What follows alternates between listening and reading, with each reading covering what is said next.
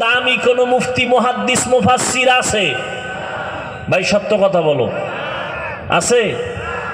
ওই সাহাবায়ে কেরামের তাকওয়া, ইখলাস, ইলম, আমল কম না বেশি?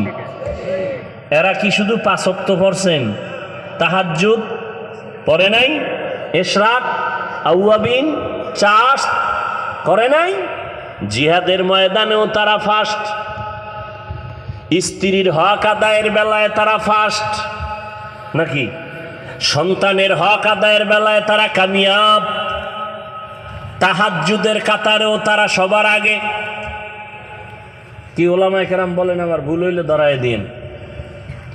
ইশরাকের বেলায় তারা সবার আগে, আবার তারা ব্যবসা করে, আবার জিহাদের ময়দানে হাজির। এত বড় ইলমওয়ালা, ইখলাসওয়ালা, তাকওয়াওয়ালা হই